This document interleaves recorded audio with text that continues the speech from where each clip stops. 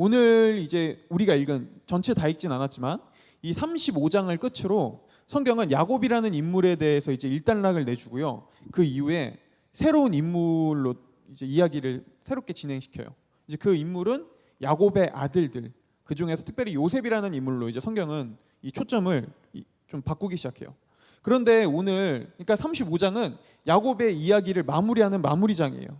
근데 오늘 성경을 우리가 읽어보면은 마무리장이라고 하기엔, 한 인간의 신앙 여정을 마무리하는 이야기라고 하기에는 좀 어딘가 이상한 것을 우리가 알 수 있어요. 특별히 야곱의 할아버지였던 아브라함의 이야기와 이 야곱의 이야기를 조금 비교해 보면은 이게 더욱더 명확히 드러납니다. 여러분, 아브라함의 제가 이 대방교회 오고 나서 얼마 안 됐을 때 아브라함 일대기를 한번 다룬 적이 있어요. 그렇죠? 기억하실 거예요. 내용은 기억 안 나도 아브라함을 다뤘다는 건 기억하실 겁니다. 근데 이제 그때 보면은 아브라함의 이야기를 우리가 살펴보면은 기승전결이 뚜렷해요.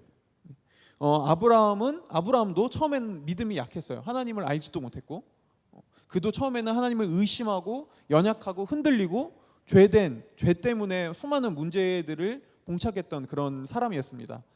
연약한. 근데 아브라함의 이야기를 보면 아브라함의 믿음이 조금씩 성장해 갑니다. 계단을 올라가듯이. 그러다가 이제 아브라함의 이야기는 거의 하나님께서 그의 아들을 바치라는 그런 시험을 통해서 클라이막스에 이르러요.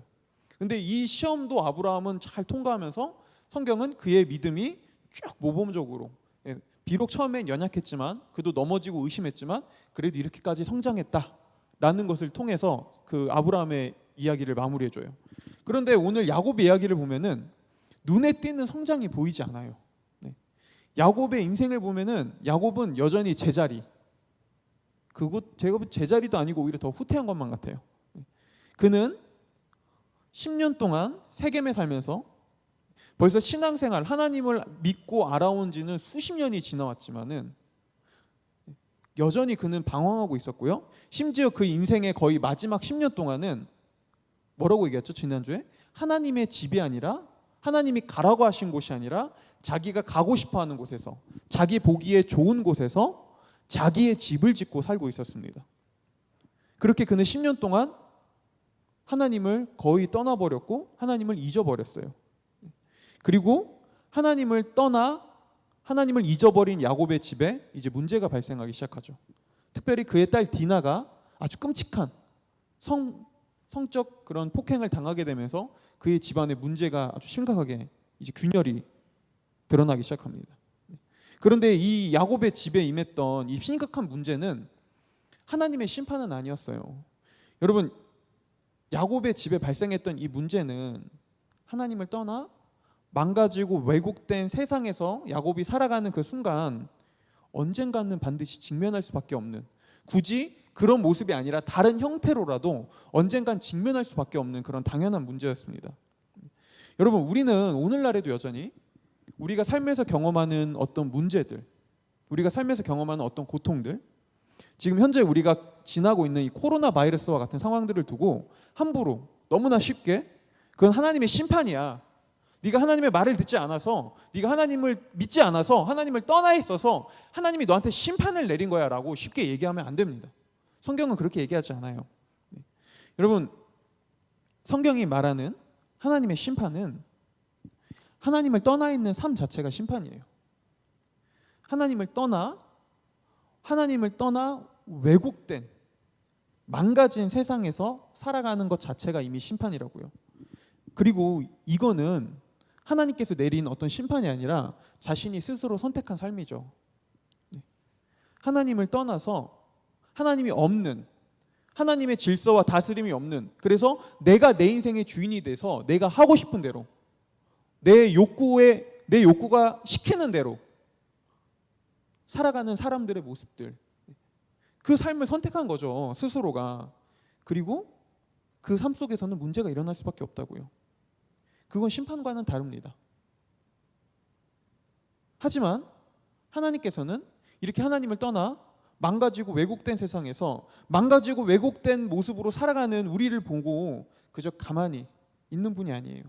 하나님께서는 그런 우리들을 보면서 오늘날 하나님을 떠나 망가지고 왜곡되어 가는, 코로나 바이러스뿐만 아니라 앞으로도 지금도 수많은 어떤 망가짐을 경험하고 있는, 또 망가져 가고 있는 이 세상을 향해서 하나님은 지금도 여전히 계속 외치시는 거예요. 돌아올 것을.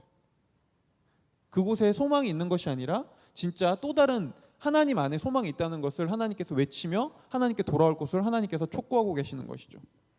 하지만 하나님은 또 외치기만 하는 분도 아닙니다. 하나님께서는 그것을 고치기 위해 직접 망가진 세상 속에 뛰어들어온 하나님이시죠. 오늘 우리는 10년 동안 하나님을 잊고 살았던 야곱의 삶에 친히 찾아가시는 하나님의 모습을 통해서 이렇게 왜곡된 삶을 방관하는 것이 아니라 왜곡된 삶을 고치기 위해 세상 속에 뛰어드시는 하나님의 모습을, 오늘날 우리 삶이 여전히 망가져 있는 우리 삶이 새롭게 회복되기를 원하셔서 우리 삶에 직접 뛰어드시는 하나님의 모습을 볼 수 있다고요. 그런데 지난주에 한 청년이 스치듯이 이렇게 얘기하더라고요. 근데 왜 하필 10년 만에 찾아왔어요? 찾아오실 거면 좀 빨리 찾아오시지. 왜 10년 동안 뭐하고 있다가 왜 10년 만에 찾아오셨냐고. 우리가 사실 가질 수 있는 질문이죠. 얼마든지 한번 생각해 볼 수 있는 질문이죠.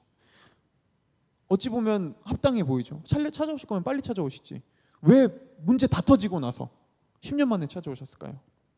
오늘 1절에서 우리는 여기에 대한 힌트를 좀 찾을 수 있는데요. 성경은 1절에서 이렇게 얘기해 줍니다. 한번 우리가 다 같이 읽어볼게요. 시작.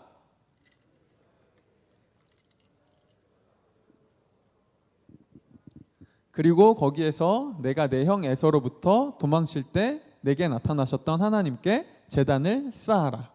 지금 여러분들 우리 그 큰 소리로 말하지 말라고 해서 큰 소리로 안 읽으시는 거죠? 네, 눈은 다 잘 따라 읽고 있는 거죠? 네.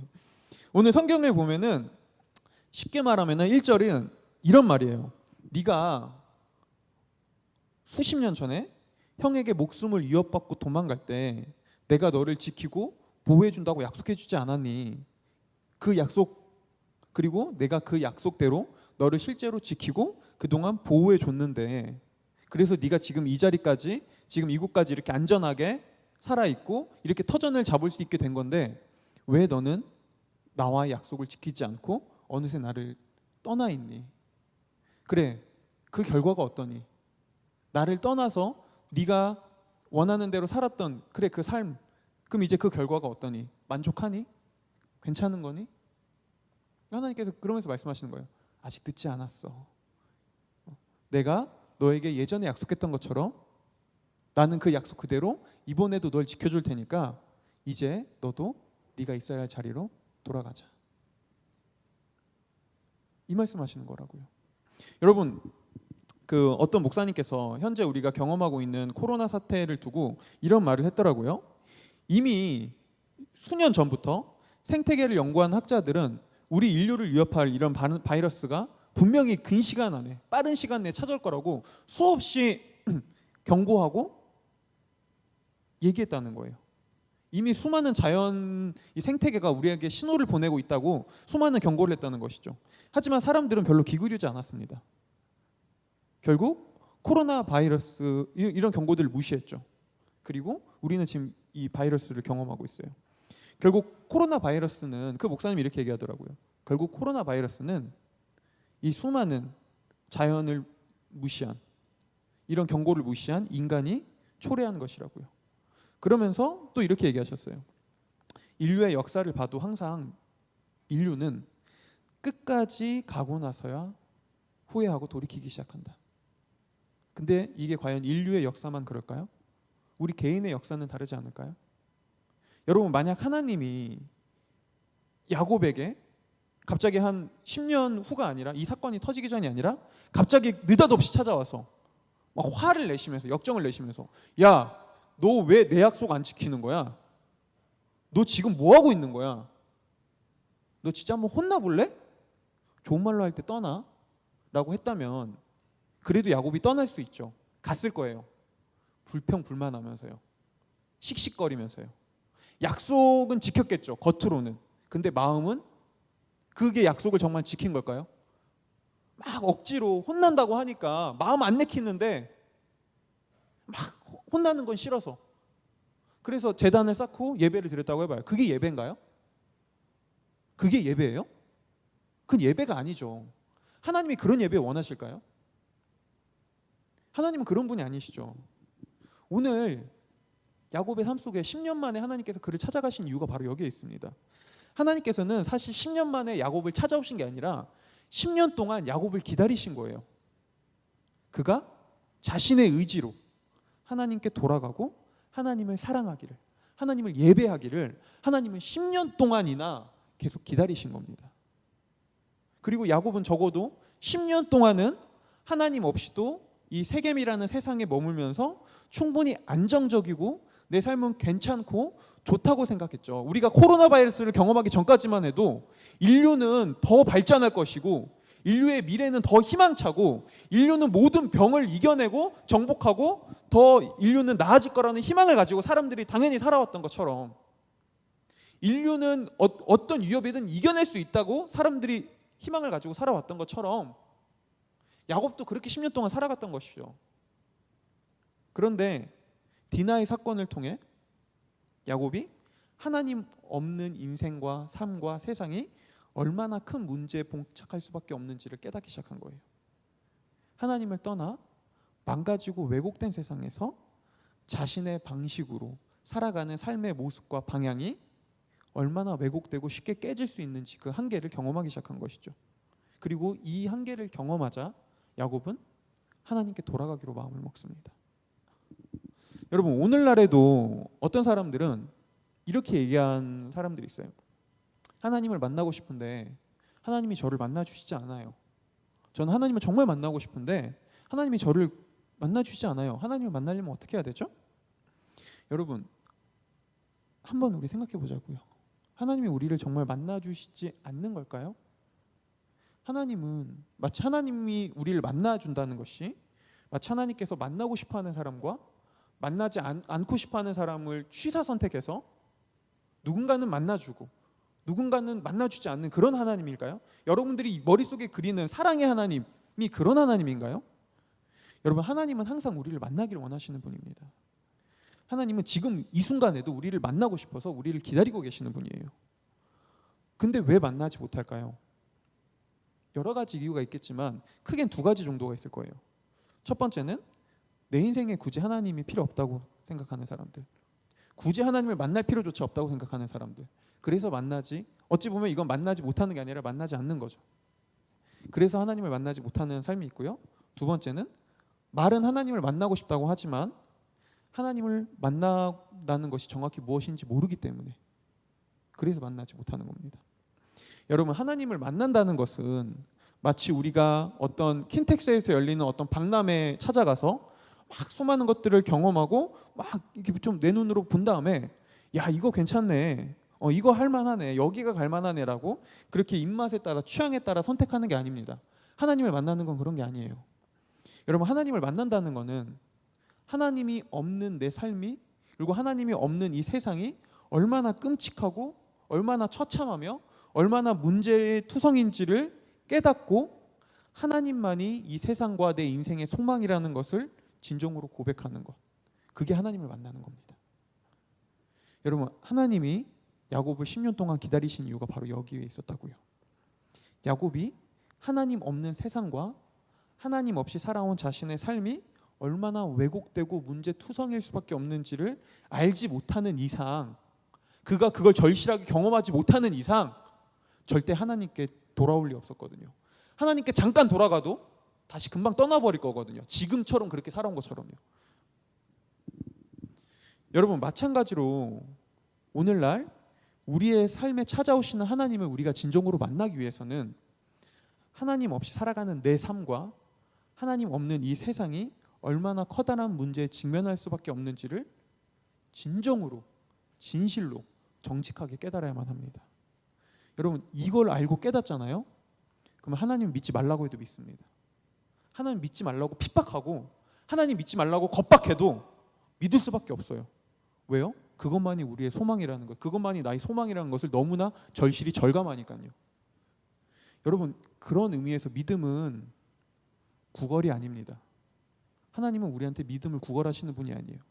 근데 오늘날 사람들이 믿음을 마치 하나님이 우리한테 구걸하는 것처럼 생각해요. 이렇게 생각하는 거죠. 야, 제발 좀 나 좀 믿어줘. 너 왜 나를 안 믿어주니? 야, 좀 나 좀 믿어줘. 하나님 마치 이러는 것처럼, 우리한테 무릎 꿇고 막 사정하는 것처럼, 왜 나 좀 믿어줘봐. 하나님이 그러신 분인가요? 세상을 창조하시고 우주를 창조하신 하나님이 우리한테 구걸하면서 야, 나 좀 믿어줘봐. 복음이 그런 건가요? 여러분, 오히려 하나님은 하나님 없는 세상에서도 나 충분히 잘 살고 충분히 괜찮게 살 수 있어요 라고 말하는 우리를 그렇게 내버려 두세요. 왜요?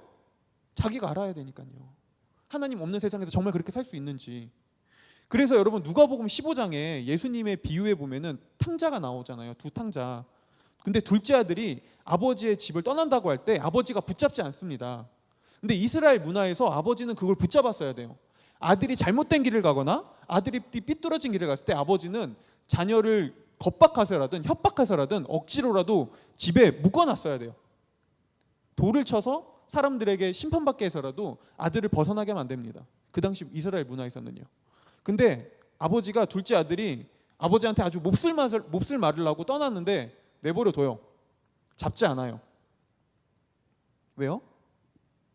그가 정말 아버지 집을 떠나서도 행복할 수 있다고 생각하고 내가 아버지 집을 떠나야 내 인생이 좀 괜찮을 것 같아요 생각하는데 그거 붙잡아 놓는다고 되는 게 아니거든요. 그래서 하나님은 둘째 아들처럼 탕자처럼 하나님 없어도 괜찮게 잘 살 수 있어요. 충분히 내 삶 괜찮아요. 그러니까 나 좀 내버려 두세요 라고 하는 사람들한테 그렇게 살라고 하세요. 그래, 그렇게 살아봐. 정말 그렇게 생각하니? 그래, 그럼 네가 원하는 대로 살아봐. 그래, 그게 정말 괜찮은 삶이라고 생각하면 그렇게 살아. 그러다가 우리가 하나님 없는 세상과 삶의 왜곡과 한계를 깨달을 때, 아, 이거 아니구나, 이거 아니었구나 라고 우리가 깨달을 때, 그때 우리에게 손을 내밀기 시작하시는 겁니다.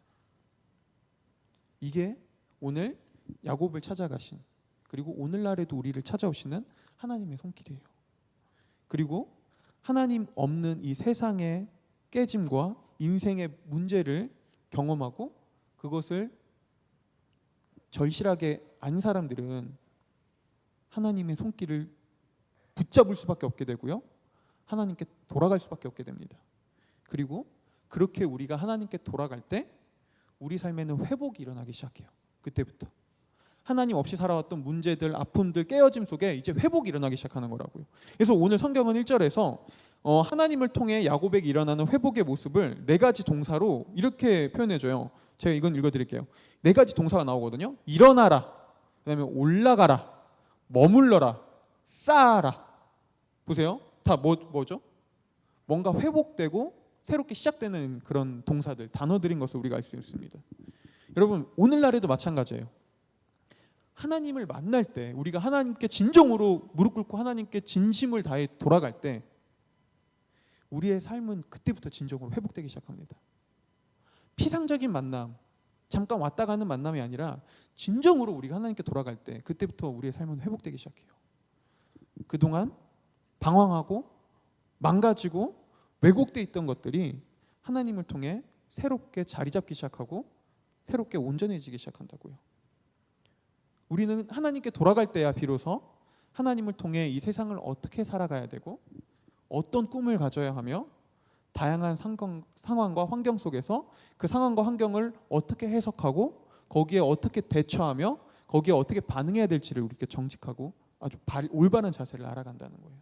사실은 우리가 지금 코로나 바이러스로 인해 또 코로나 바이러스로도 힘든데 여러 가지 정책적으로 우리가 느끼는 어떤 그런 불편함들 당연히 있죠. 네. 그런 것들 속에서도 우리가 어떻게 반응해야 될지 우리는 성경을 통해서 반응해야 됩니다. 단순히 무조건 화내는 것도 아니고요.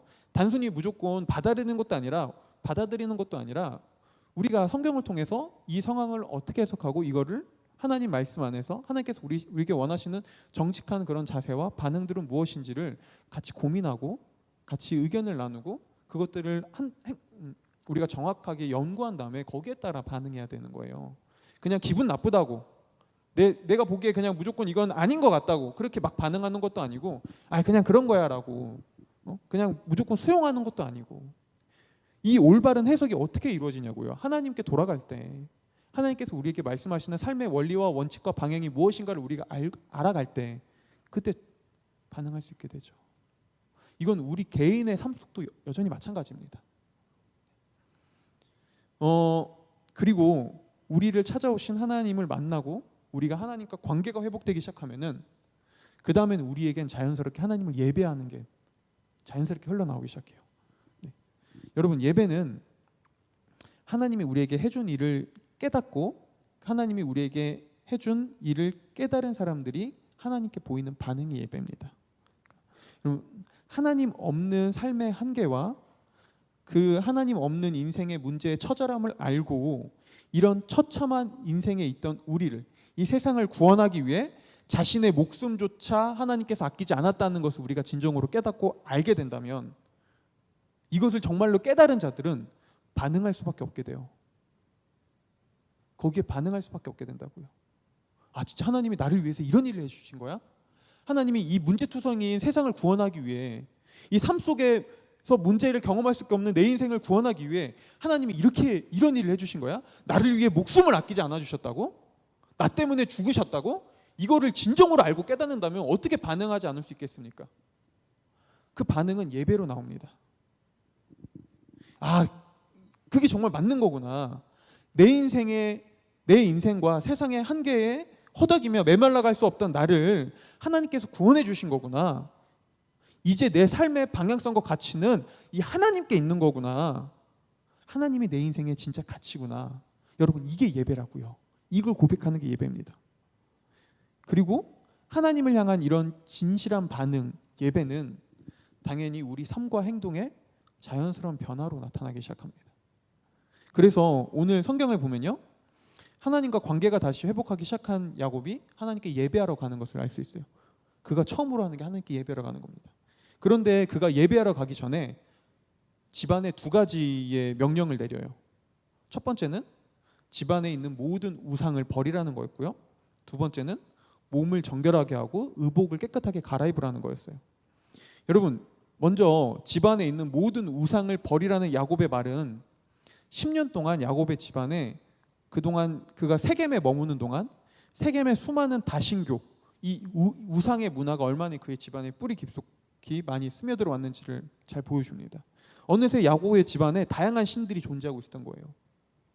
여러분, 근데 고대에서 이 당시 문화 속에서 사람들이 다양한 신을 섬겼던 이유는 내가 원하는 어떤 필요를 그 신이 나에게 줄 수 있다고 생각했기 때문이었어요. 그러니까 예를 들면 이런 거예요. 자, 이 당시에 만약에 농경사회잖아요. 농사를 지어야 돼요. 농사를 지으려면 뭐가 필요하냐면요, 씨를 뿌려야 하는 밭이 필요하고요, 비를 내려야 그 하늘에서 내리는 비가 필요하고요, 알맞은 햇빛이 필요합니다. 그러면은 이 당시 사람들은 이런 신을 섬기는 거예요.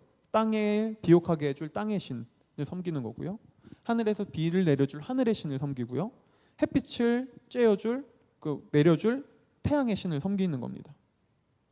자기가 필요로 하는 것을 주는 신을 그것을 신으로 섬기는 거예요. 여러분, 오늘날로 한번 돌아와 볼까요? 오늘날 현대 사람들은 더 이상 어떤 영적인 세계를 잘 인정하지 않습니다. 그래서 어떤 신을 섬기지는 않아요.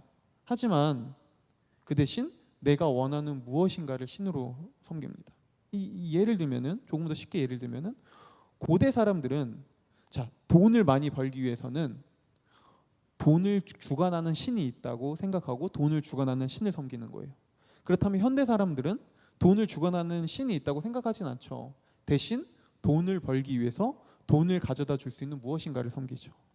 회사를 섬기거나 내가 이걸 하면은 돈을 더 많이 벌 수 있겠지라고 하는 자기 개발을 섬기거나, 아니면은 어떤 사람들은 불법을 섬기거나, 불법을 통해서 돈을 쉽게 벌 수 있으니까요, 그런 것들을 섬기는 겁니다.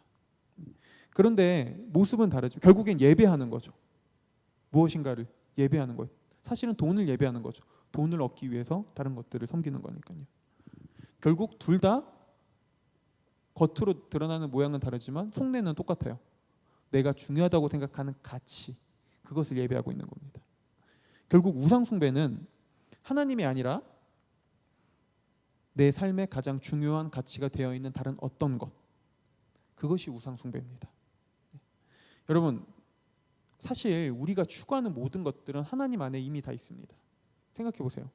부, 명예, 권력, 사랑, 이 모든 것들을 하나님은 다 가지고 계시는 분이에요. 그런데 그렇다면 이 말이 그래, 내가 하나님을 예배하면 하나님이 가지고 있는 그 부, 명예, 권력, 사랑 이런 것들이 나의 것이 될 수 있겠구나 라고 생각하는 걸까요? 그게 우상숭배라는 거예요. 그게 우상숭배입니다. 여러분, 하나님을 예배하는 것은 하나님이 가지고 있는 부, 명예, 권력, 사랑이 나의 것이 되는 것이 아니라 하나님이 나의 부와 명예와 권력과 사랑이 되는 것을 고백하는 게 바로 하나님을 예배한다는 거예요. 하나님만이 그분 존재 자체로 나의 가장 유일하고 중요한 가치가 되는 것이죠. 그리고 하나님이 나의 최고의 가치라고 고백한다면 여러분, 하나님을 향한 우리의 행동과 자세는 달라질 수밖에 없습니다. 오늘 야곱이 집안의 사람들에게 예배를 드리기 전에 우상을 버리라고 하고 그 다음에 몸을 정결하게 하고 의복을 깨끗하게 하라고 한 이유가 바로 여기에 있어요. 여러분, 우리가 어떤 중요한 자리에 나갈 때, 아주 작게는 소개팅으로부터 시작해서 회사 면접을 나갈 때, 아니면 대학교 교수님을 우리가 대학교 교수님이나 학교 선생님을 아주 중요한 미팅을 하러 갈 때 그 만남의 가치와 중요도에 따라 복장과 우리의 모습과 태도가 달라지는 건 당연합니다. 아무리 오늘날 시대가 자유로운 시대로 변했다고 해도 그걸 가지고 사람들은 보수적이고 앞뒤가 꽉꽉 막혔다고 말하지 않아요. 당연하다고 얘기하죠. 여러분, 예배가 정말 하나님만이 내 삶의 가장 중요한 가치고 하나님이 내 인생에서 가장 귀하신 분입니다라는 걸 고백하는 그런 현장이라면, 그런 우리의 고백이라면 과연 예배를 대하는 우리의 태도가 가벼울 수 있을까요? 우리의 자세가, 우리의 복장이, 우리의 마음가짐이 가벼울 수 있을까요? 물론 하나님을 예배하는 어떤 정형화된 틀이나 복장, 모습이 있는 건 아닙니다. 하지만 적어도 내가 가치 있게 여기는 것만큼 우리는 행동하고 거기에 따른 자세를 취하게 되어 있다고요. 그것이 지금 이 시간에도 영상으로 집에서 편하게 드리는 영상 예배든 우리가 교회에 나와서 드리는 오프라인 예배든 사실 차이는 거기에 있는 것이 아니라 내가 어느 자리에서 어떤 모습으로 예배를 드리냐 하는 것이 아니라 예배를 대하는 우리의 자세, 예배를 생각하는 무엇이 정말 나에게 존귀하고 가치 있는 것인가를 고백하는 우리의 마음의 고백이 있다고요. 그 고백이 있다면, 사실 이 고백이 제대로 서 있다면은 여러분, 장소는 중요하지 않습니다. 온라인이냐 오프라인이냐 이런 건 별로 중요하지 않아요. 고백대로 우리는 행동하고 자세가 나와 있게 돼 있거든요. 이건 억지로 할 수 있는 것도 아니에요. 우리가 막 하듯이 예배 시간에 복장을 바르게 합시다, 무슨 표어처럼 예배 시간에 우리가 음식물을 섭취하지 맙시다, 이런 표한다고 뭐 그렇게 됩니까? 그게? 애도 아니고 우리의 고백에 따라 달라지는 거예요. 내가 얼마나 가치 있고 존귀하게 여기느냐.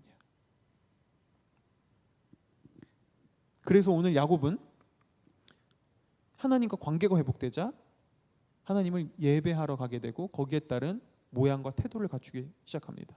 그리고 드디어 하나님과 약속했던, 그가 처음으로 하나님을 만났던 장소인 베델로 올라가서 제단을 쌓고 하나님께 예배를 드리죠. 뭘 하고 있는 거죠? 지금 야곱이 하나님 앞에 진실한 반응을 보이고 있는 거예요. 여러분, 사실 지금껏 야곱과 하나님과의 관계는 진실한 반응이라기보다는 약간 피상적인, 조금은 한쪽이 일방적인 그런 반응이었어요. 야곱은 자신에게 문제가 있을 때만 잠깐 하나님을 찾고 의지해요. 그러다가 문제가 사라지면 다시 돌아와 버립니다. 하나님을 다시 잊어버려요. 진실한 반응이 아니라 내 필요에 따라서 내가 내 절실할 때만 하나님께 반응했던 거죠. 진실한 반응이 아니에요, 이거는. 그런 반응은 다시 돌아가 버린다고요. 근데 이랬던 야곱이 오늘 인격적으로 진솔된 자세로 하나님께 반응하기 시작했다는 거예요. 뭐죠? 과거의 자신과 드디어 이별하기 시작한 겁니다. 과거의 야곱이라는 정체성에서부터 이별하기 시작하고 있다는 거예요. 그래서 오늘 성경은 이런 과거의 야곱이라는 삶과 정체성과 이별하고 있는 이 야곱의 모습을 8절에서 그를 어릴 때부터 돌봐왔던 유모의 죽음으로 우리에게 상징적으로 보여줘요. 여러분, 오늘 우리가 성경을 읽진 않겠지만은 갑자기 야곱 이야기에서 8절에서 야곱이 하나님을 만나서 하나님께 예배드리러 가는 이야기를 나오다가 갑자기 야곱의 유모가 죽었다고 성경이 얘기해줘요. 이거 너무 생뚱맞아요. 갑자기 유모가 죽었대요. 이게 무슨 상관이 있길래? 여러분, 성경은 지금 이 이야기를 통해서 과거의 야곱, 그의 정체성을 이미 이때 어머니는 죽고 없었던 때였어요. 근데 과거의 야곱과 유일한 끈을 맺고 있던, 어릴 때부터 그를 돌봐오고 그의 모든 성장 과정을 알고 있던 유모 드보라는 살아 있었거든요. 근데 이제 그 유모 드보라까지 죽고 납니다. 뭐죠? 과거의 야곱과 정서적 연결을 맺고 있던 마지막 사랑까지 다 떠나버린 거예요. 그리고 이건 과거 야곱과의 작별을 뜻했습니다. 여러분, 한 사람의 죽음은 우리에게 슬픔을 이야기도 하지만은 어떤 누군가의 죽음은 이제 한 세대가 끝나고 새로운 세대가 시작됐다는 것을 우리한테 보여주는 선언이기도 해요. 오늘 성경은 그걸 우리한테 보여주는 거예요. 야곱과의 마지막 그 과거의 끈을 맺고 있던 유모 드보라의 죽음을 통해 이제 야곱이 과거의 야곱에서 새로운 정체성, 이스라엘이라는 하나님께서 그에게 주셨던 정체성으로 이제 진짜 진정한 발걸음을 옮겨가고 있다고 성경은 말하는 겁니다. 그래서 이 정체성과 작별을 고한, 그리고 새로운 정체성으로 이제 진정으로 발돋움하게 된 야곱에게 하나님께서 찾아오셔서 다시 한번 정체성에 대한 이야기를 해주세요. 그게 35장 10절이에요. 이것도 우리가 한번 읽어보겠습니다. 네. 우리가 한번 다 같이 한번 읽어보겠습니다. 시작.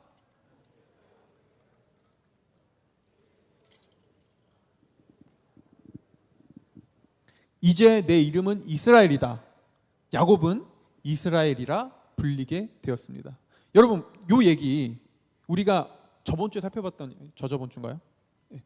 2주 전에 살펴봤던 얘기잖아요. 하나님께서 야곱에게 이스라엘이라고 이름을 이전에 바꿔주셨어요. 10년 전에. 근데 10년 만에 찾아오신 하나님이 다시 한번 바꿔줘요. 이름을 다시 한번 얘기해요. 왜 그럴까요? 왜냐하면 이전에 하나님께서 그의 정체성을 바꿔줬지만 야곱이 여전히 새로운 정체성으로 살고 있지 않았거든요. 여전히 옛날 야곱의 모습으로 살았거든요. 야곱이라 불리며 야곱처럼 살았거든요. 근데 오늘 하나님께서 이제 새로운 정체성으로 변화를 맞이하는 야곱에게 다시 한번 찾아와서 확인시켜 주시는 거예요. 그래, 이제는 야곱이 아니라 진짜 이스라엘로 살아가. 그게 너의 진짜 정체성이야. 그리고 성경이 10절에서 그래서 마지막으로 이렇게 얘기해요. 야곱은 이스라엘이라 불리게 됐습니다. 하나 더 덧붙여줘요. 이전까지는 이스라엘이라 불리지 않았어요. 정체성은 바뀌었지만 야곱이라 불렸죠. 근데 이제서야 드디어 이스라엘이라 불리기 시작해요. 새로운 정체성으로서의 삶을 살기 시작했다는 것이죠. 여러분, 야곱은 하나님 앞에 새로운 정체성을 얻게 됐지만 끊임없이 과거의 정체성으로 살아왔었습니다. 자신의 힘으로, 자신의 노력으로, 하나님과 상관없는 그런 삶의 방식으로. 하지만 그렇게 살아왔던 야곱에게 수많은 문제가 스며들어와 있었고요. 결국 딸 디나가 성폭행당하는 그런 끔찍한 사건을 통해 그의 집안 전체의 곳곳들이 스며들어 있었던 그 문제들이 이제 그걸 계기로 터져 나오기 시작해요. 여러분, 오늘날 우리 삶도 비슷합니다. 그런 얘기 한번 좀 들어보시지 않았어요? 인생에서 그 안 좋은 일은 한 번에 들이닥친다. 한 번쯤 경험해 본 적도 있을 거예요. 이상하리만큼 인생에 안 좋은 일은 한 번에 들이닥칩니다. 근데 그게 정말 한 번에 들이닥친 걸까요? 아니죠. 원래 우리 삶은 문제투성이가 그렇게 쌓여 있는데 우리가 모르고 그게 정말 나에게 터지기 전에는 괜찮다고 살고 왔다가 골마서 하나가 터지면은 그때부터 연쇄적으로 삶의 문제들이 수면 위로 막 드러나기 시작하는 겁니다. 그러니까 우리가 인간적으로 볼 때는 문제들이 한 번에 들이닥치는 것처럼 보이죠. 근데 한 번에 들이닥치는 게 아니에요. 이미 우리 삶 깊숙한 곳에 스며들어 있다가 하나를 계기로 그때부터 눈이 뜨지니까 우리 삶의 문제들이 이제 막 수면 위로 드러나고 보이기 시작하는 것이죠. 세상 사람들도 알고 있어요. 이미 하나님을 몰라도 우리 삶의 문제가 수없이 많이 있다는 것을. 결국 이런 하나님 없는 인생의 한계와 문제를 경험한 야곱은 새로운 사실을 깨닫게 됩니다. 아, 야곱이라는 정체성으로 살면 안 되겠구나. 이게 인생의 답이 아니구나. 하나님께서 나에게 이미 주셨던 이스라엘이라는, 오늘날 우리 치면 그리스도인이라는 이 정체성을 가지고 하나님께서 나에게 원하는 방식대로 사는 것, 이게 맞는 삶이구나 걸 깨닫기 시작했다는 것이죠. 그리고 그 야곱에게 하나님께서 찾아가 그래, 그게 맞는 거야. 그래, 이제는 정말 새롭게 살아보려 라고 그의 정체성을 다시 한번 확인시켜 주시고 그를 붙들어 주시는 겁니다. 그리고 이 새로운 정체성을 확인시켜 준 야곱에게 하나님께서는 두 가지 약속을 해주세요. 첫 번째는 이제 네가 생육하고 번성하라 라는 명령이었고요. 두 번째는 하나님께서 그에게 땅을 주신다는 땅에 대한 약속이었어요. 여러분, 그 한 신학자는 하나님께서 야곱에게 주셨던 이 두 가지 약속, 생육하고 번성하라 그리고 땅을 차지하라 라는 이 약속이 첫 인류였던 아담과 하와에게 주셨던 창조 명령과 똑같다고 이야기합니다. 그리고 이 명령, 생육하고 번성하고 땅을 다스리라, 땅이 너희 것이 될 것이다 라는 이 하나님의 말씀은 오늘날로 치면 이웃과 세상과의 관계를 보여준다고 얘기해요. 여러분, 하나님께서 우리에게 그리스도인, 은혜로 우리를 구원하시고 우리를 이제 그리스도인이라고 새로운 정체성으로 삼아주시고 우리에게 새로운 정체성을 주신 것은 나 혼자 잘 먹고 나 혼자 잘 살고 나 혼자 이 땅에서 좀 힘들게 살지만 그냥 이것저것 노력하면서 적당히 이제 살다가 죽어서 천국 가라는 그런 삶을 주기 위해서 우리한테 새로운 정체성을 주신 게 아니에요. 여러분, 하나님과의 관계가 회복되고 정체성이 새로워진 자들은 이웃과의 관계가 회복되고 공동체와의 관계가 회복되고 세상과의 관계가 회복되기 시작됩니다. 이거를 예수님께서는 하나님 나라라고 말씀하셨어요. 예수님께서는 이걸 가지고 하나님 나라라고 말씀하셨어요. 하나님과 관계가 회복된 사람들은 나 혼자 이제 잘 살고 잘 믿음 생활하다 가면 되는구나가 아니라 그렇다면 이제 내 이웃이랑은 어떻게 살아야 될까? 하나님께서 원하시는 내 이웃과 주변의 사람들과 나를 괴롭히고 나를 못 살게 구지만 그 직장 상사와 그 동료와 나는 그들을 어떻게 대해야 하는 걸까? 어떻게 사랑해야 될까? 이 공동체를 우리는 어떻게 바라보고 어떻게 우리가 함께 가야 되는 걸까? 여기에 대한 고민을 하고 여기에 대한 자세가 모습이 달라지고요. 세상을 살아가는 모습이 달라진다고요. 세상은 그저 먹고 살기 위해서 돈 벌기 위해서 사는 것이 아니라 하나님께서 이 세상에 원하시는 목적은 무엇일까? 나에게 원하시는 삶의 목적은 무엇일까? 이걸 고민하게 된다는 것이죠. 여러분, 만약 오늘날 인류가 이 세상과의 관계를 하나님의 뜻대로 맺고 하나님의 목적을 이 땅 가운데 드러내면서 살았다면은 코로나 바이러스가 과연 생겼을까요? 저는 결코 코로나 바이러스가 인간을 위협하지 않았을 거라고 생각합니다. 코로나 바이러스뿐만 아니라 우리가 직면하고 있는 수많은 문제들에서 인간은 많이 벗어날 수 있었다고 생각해요. 하나님이 뜻하신 목적대로 살려고 했다면요. 그렇게 살아왔다면요. 하지만 거기서 벗어나는 순간 문제들이 발생하죠. 여러분, 오늘 하나님께서는 이스라엘이라는 새로운 정체성을 이제 가지고 새로운 삶을 시작하게 된 야곱에게 하나님 나라의 자녀로 살 것을 요구하고 계셨어요. 마찬가지로 하나님께서는 하나님과 관계가 회복되고 그리스도인이라는 새로운 정체성을 얻게 된 오늘날 저와 여러분에게 하나님 나라의 백성으로서 살아갈 것을 요구합니다. 하나님께서는 하나님의 자녀들이 망가지고 왜곡된 세상에서 그저 망가지고 왜곡된 세상의 방식대로 살거나 아니면 그곳에서 조금 버티면서 좀 존버하면서 그러다가 이제 죽으면 그냥 천국 가는 그런 삶을 원하는 것이 아니라 지금도 완성되어가는, 지금도 하나님께서 하나님의 뜻을 이루고 계시는 그 하나님 나라에서 우리가 하나님의 방식으로 함께 하나님의 일에 동참하고 하나님의 일에 동참하면서 그곳에서 열매를 보고 열매를 거두기를 원하세요.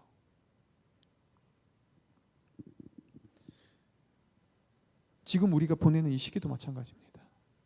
여러분, 우리가 고민해야 될 것은, 이건 나중에 이제 제가 좀 얘기할 시간이 있겠지만은 막 싸우고 그죠, 무조건 세상 사람들이 보기에 싸우고 투정 부리고 막 적대시하는 것이 아니라 지금 우리가 억울하고 형평성에 문제가 있는 상황이지만 그런다 할지라도 이 속에서도 우리가 어떻게 이웃을 위해서, 우리의 공동체를 위해서, 이 사회를 위해서 우리가 어떻게 반응해야 할 것인가. 하지만 그러면서도 어떻게 우리가 하나님께서 우리에게 주신 이 교회라는, 이 예배라는 이것을 우리가 또 흐트러지지 않고 우리가 이 균형을 어떻게 유지할 것인가. 이것을 아주 지혜롭고 아주 옳은 방향으로 반응하길 원하신다는 거예요.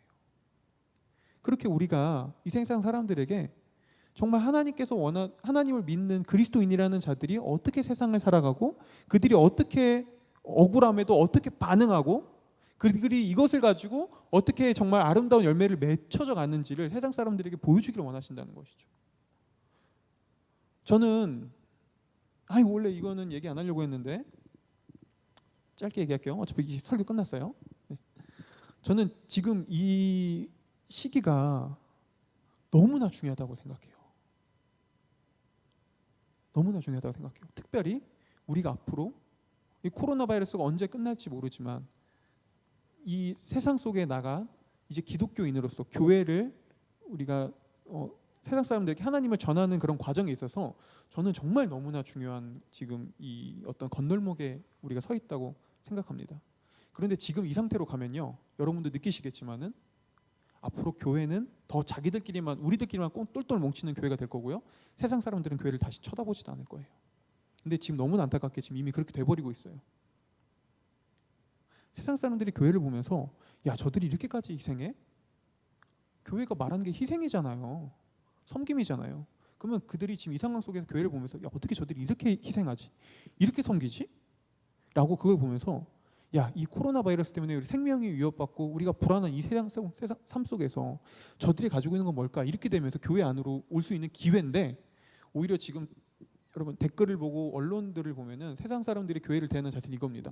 저것들은 역시나 지들만 안 해. 코로나 바이러스 터지기 이전에도 자기들만 안다고 생각했는데 그게 더 지금 곤고해지고 있는 거예요. 코로나 바이러스 터지기 이전에도 세상은 교회를 그렇게 봤어요. 저들은 자기들만 알고 이기적이고 집단 이기주의적 속에 빠져 있어서 자기들끼리만 사랑과 희생, 헌신을 외치지만 정작 표현하지도 않는, 자기들의 입 속에 걸렸을 때는 자기들을 위하는 그런 집단들, 이렇게 생각했거든요. 근데 이때 이걸 얼마나 우리가 새롭게 바꿀 수 있는 기회입니까? 근데 오히려 그걸 더 공고시키고 있다고요. 세상 사람들이 이미 댓글에서 그렇게 얘기해요. 역시나 교회는 이런 곳이었어. 역시나 기독교인들은 저런 사람들이었어. 저는 진짜 심각하게 걱정돼요. 제가, 그리고 우리 청년들이 앞으로 10년, 20년 후에 기독교인으로서 살아야 될 이 세상에서의 삶이 정말 진심으로 너무나 걱정됩니다. 특히나 한국 사회가 지금 특히나 더 심해요. 다른 어떤 곳보다. 이런 인식들이나 이미지나 이런 모습들이 정말 이후에 우리가 과연 이 하나님의 복음, 이 하나님 나라의 이것들을 온전하게 그들에게 전파하고 그들에게 매력적으로 정말 이것이 옳은 정답이라고 말할 때 그들이 정말 올 수 있을까? 이 상태라면 그러지 않을 것 같아요.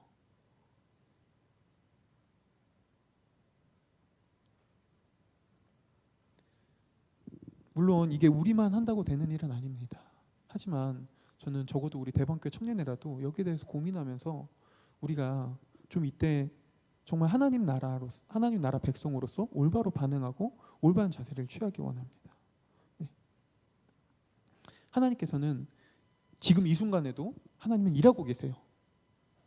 우리 눈에는 망하는 것 같고 우리 눈에는 막 모든 것이 망가지는 것 같지만 여러분, 망가진 세상 속에서 하나님은 지금도 하나님의 일을 해나가고 계세요. 그것을 통해서 하나님께서는 고치고 계시고요, 새롭게 하시길 원하시고요, 회복하고 계신다고요. 자, 하나님께서는 우리가 그걸 보기를 원하시는 거예요. 망가진 세상만 보는 게 아니라 하나님의 백성인 우리는 이제 회복해 가시는 하나님의 일을 보고 하나님께서 여기서 그럼에도 불구하고 어떻게 이 세상을 회복해 가시고 어떻게 이 세상에 어떤 말씀을 외치시는지를 우리가 알고 그것에 동참하기를 원한다고요. 그래서 이런 회복을 외치고 이런 사랑을 외치고 우리가 하나님께서 원하시는 그런 행동을 하기를 원하신다는 것이죠. 그렇게 우리가 하나님의 일에 동참하면서 하나님의 열매를 거두기를 원하십니다. 우리가 연약하고 부족할지라도 하나님은 우리가 동참하기를 원하십니다. 여러분, 오늘 야곱의 이야기는 마무리 같지만 뭔가 마무리 같지 않아요. 어떤 면에서. 그렇죠? 전혀 마무리가 아니에요.